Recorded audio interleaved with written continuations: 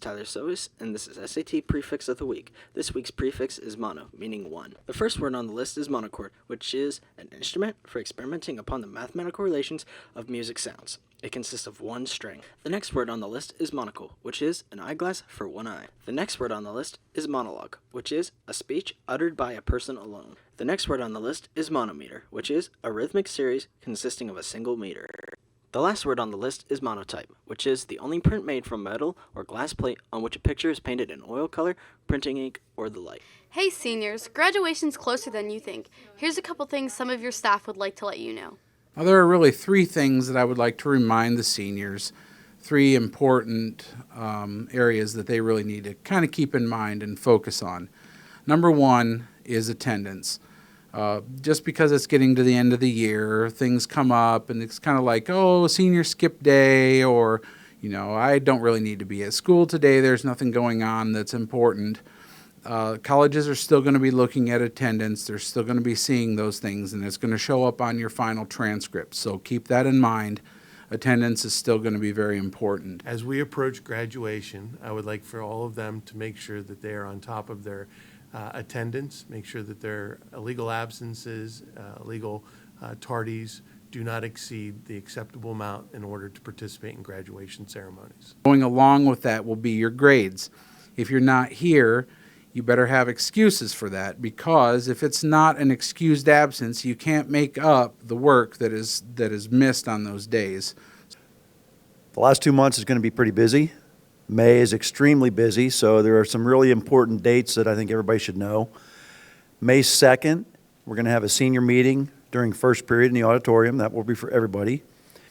The senior banquet is going to be May 19th at Cross Creek Resort. Starts at 5 o'clock.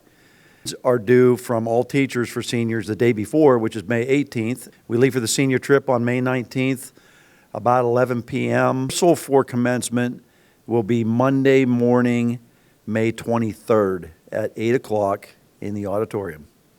And that will last as long as we need to be here, and possibly 3 days as long as we need to be here.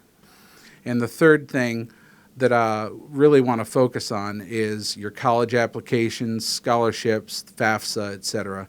Please make sure that you're paying attention to the deadlines for those things. Get those things taken care of as soon as possible. Get them in and done prior to the deadlines. Don't wait to the last minute. Good luck the last 2 months. The Oil City Arts Council sponsored an event on April 4th hosting the U.S. Navy Band. Yes, this is the Oil City Arts Council, which is hosting it. Bob Flath and Libby Williams were the founding members. They've existed for many years. This is a wonderful opportunity. I've seen a lot of Oil City kids. I've seen a lot of your grandparents out here for this performance as well. So the United States Navy Band was created in 1925, and the Sea Chanters Chorus, which is the group that's going to perform tonight, was created in 1956. And women were added to the group in 1980. So this is a mixed voice chorus with instrumental accompaniment, and they're going to perform a show tonight for the audience here at Oil City. That is a very diverse program with lots of really great music that I think there's something for everyone. Come to take me home, sweet low, sweet chariot. Come to take me home, sweet low, sweet chariot. Come to take me home, sweet low, sweet chariot. Come to take me home, sweet low, sweet chariot. Come to take me home, sweet low, sweet chariot. Come to take me home, sweet low, sweet chariot. Well, I would just like to tell everyone how glad we are to be here in your school. This is a great opportunity for us to get out and show the face of the Navy in places that don't often get to see sailors at work. Being a military musician is a really fascinating job.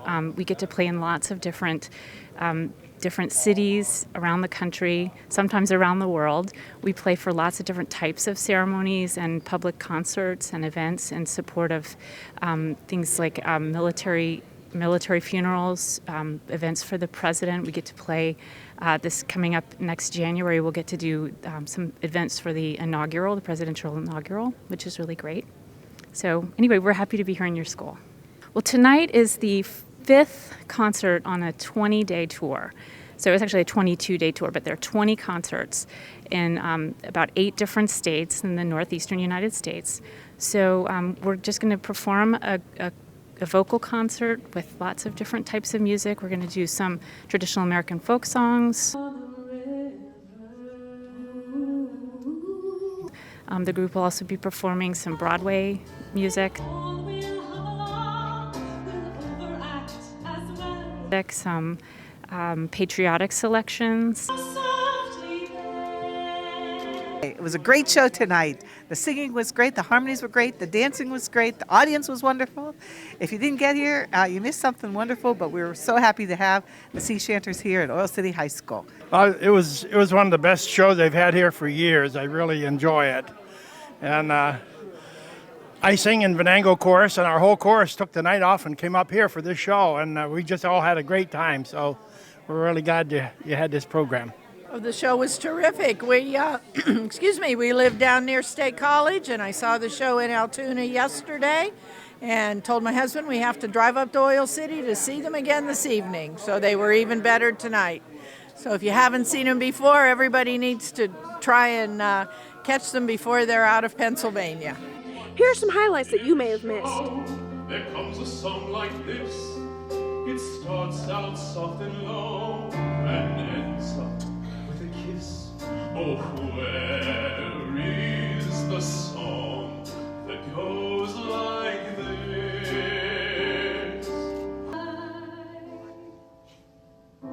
Every river goes its own way.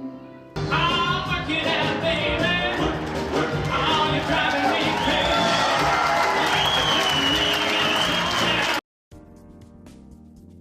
Basically, any college will accept ACT scores now. It doesn't matter what colleges you're going to, at least in this area, most colleges do accept ACT scores as well as SAT scores. How are the SATs and the ACTs different? The SATs and the ACTs, the main difference right now with all the changes that have occurred to the SATs, the biggest difference is that the ACT still has the science component. The SAT, even with all the changes on the regular SAT, there is not a science component, whereas there is on the ACTs. What is considered a good score on the new SAT test? The new SATs, it depends on what college you're looking at, what's going to be a good score. The top score is still going to be an 800 on each subject area. So, if you're really concerned about what your score is, I'd say the best thing to do is to talk to the college that you're looking to go to, find out specifically what they're looking for, and then kind of gauge it from where you are and when you take the test and see where you're at. But in the area of around here, we're looking at around 500 or so is around average, a little bit high average. How do students prepare for the different tests? A good way to prepare, my advice to be for the SATs would be to use the PSAT as your starting point, and then use the Khan Academy preparation tool that the College Board provides. That's probably the best for the SATs. For the ACT, I would say simply log on and use the materials that they provide. That's going to be the most economic way to do it.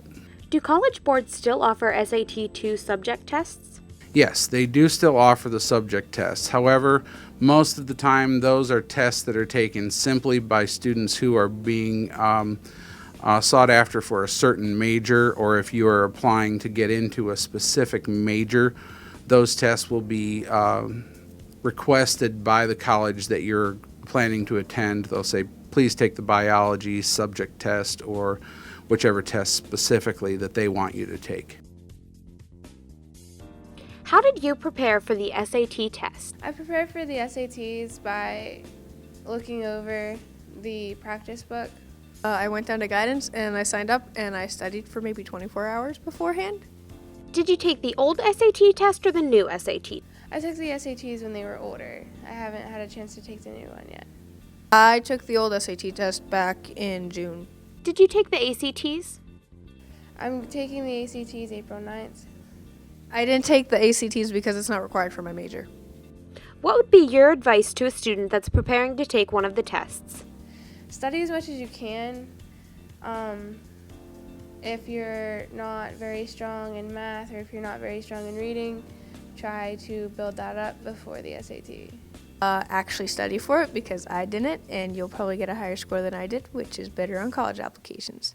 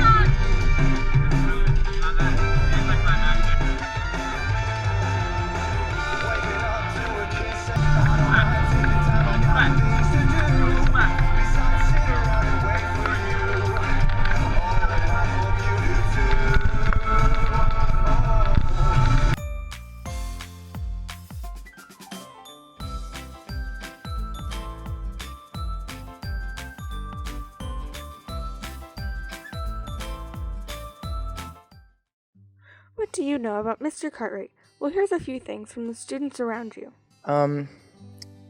As a person, he's definitely probably one of my favorite people I've ever met and favorite teachers as well.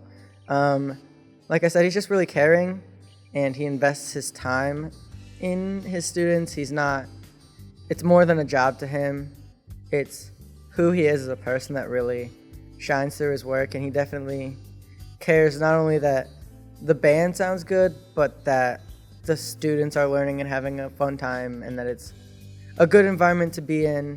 He's a Eagle Scout, for those of you that didn't know that. I myself am an Eagle Scout. Yeah, he's just, I don't know, fun, but, we still somehow managed to put out a concert, And now a few words from Mr. Cartwright and his student teacher. Mr. Cartwright's awesome. He's really fun, he's funny, he's always moving around, he's always telling me funny jokes. He's a good guy, he's a really good teacher. He's been teaching me a lot.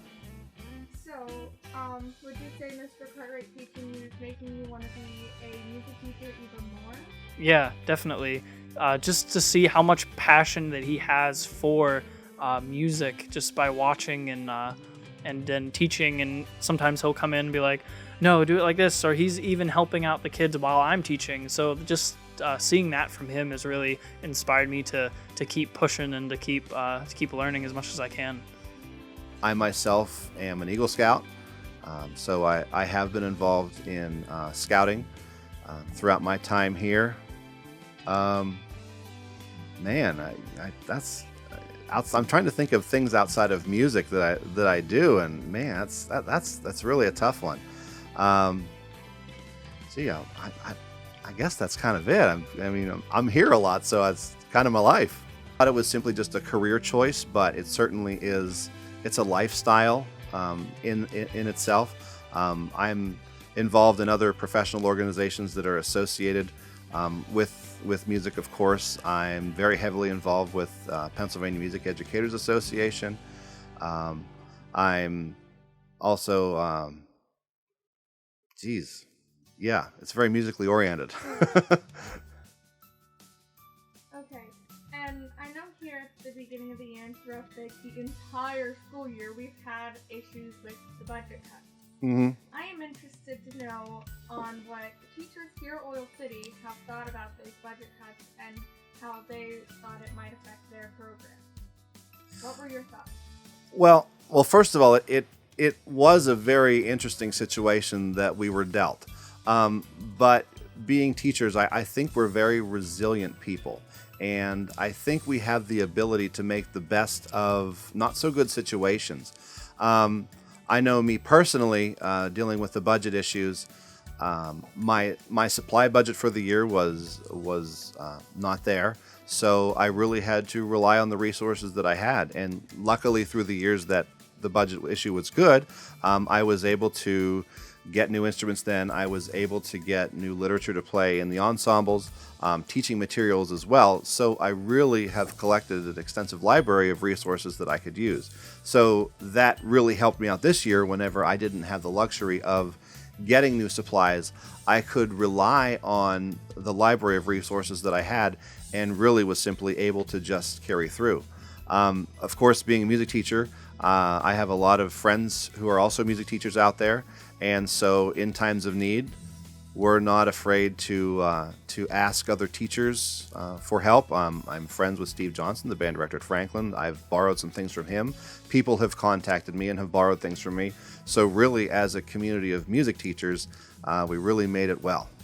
And there you have it. Now you know a little more about our very own Mr. Cartwright.